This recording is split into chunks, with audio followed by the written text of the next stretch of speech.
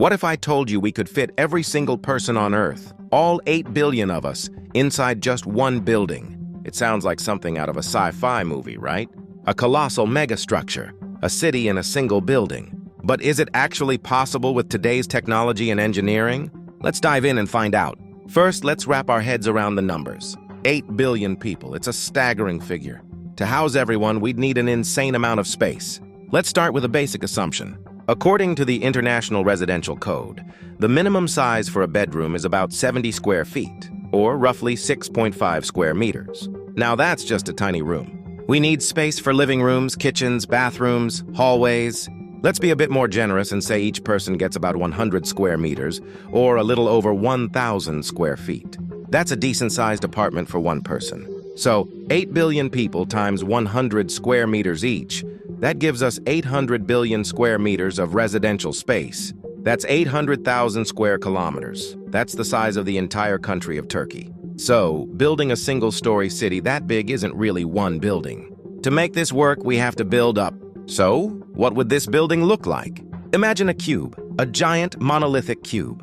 If we were to build a cube-shaped structure to house all this space, how big would it be? Well, if we do the math, a cube with sides measuring 20 kilometers, that's about 12.5 miles, would give us the 8,000 cubic kilometers needed to hold all that residential space, plus more for infrastructure. A 20-kilometer tall building. For perspective, the Burj Khalifa, the tallest building in the world, is 0.8 kilometers tall. Our building would be 25 times taller. Mount Everest is just under 9 kilometers high. This building would literally be in the stratosphere. Right away, we hit our first major problem: materials. We simply don't have a material strong enough to support its own weight at that scale. The base of the building would have to withstand an unimaginable amount of pressure. Concrete and steel would just crumble. We'd need something straight out of science fiction, like carbon nanotubes or diamond nanothreads, and we'd need to produce them on a planetary scale. But let's pretend we have our magic material. What about getting around? Elevators would be a nightmare. Even the fastest elevators today travel at around 70 kilometers per hour. A trip from the ground floor to the top floor would take almost 20 minutes, and that's without any stops.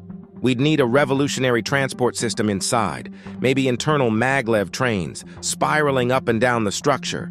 Then there's the environment inside the building.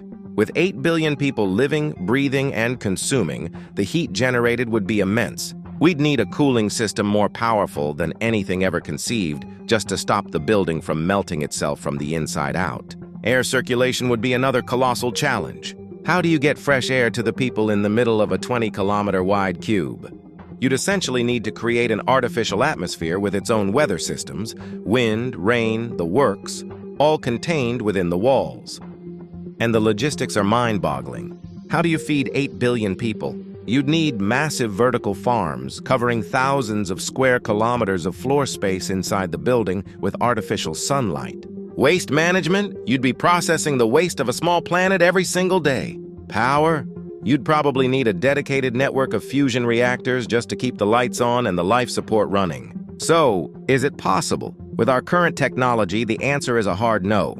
It's a fun thought experiment, but the engineering, material science, and logistical challenges are just too monumental. But it does make you think. If we could do it, what would that mean for the planet? If all 8 billion of us lived in this one superstructure occupying a footprint of just 400 square kilometers, we could return almost the entire surface of the Earth to nature. Forests could regrow, ecosystems could heal, and wildlife could reclaim the planet. We'd be living in a man-made hive, leaving the rest of the world to become a pristine, global wilderness. It's a strange, almost utopian vision born from a dystopian concept. A single building holding all of humanity, both as a cage and as a key to setting the planet free. So while we can't build it today, maybe, just maybe, it's an idea that gives us a glimpse into a very, very strange future.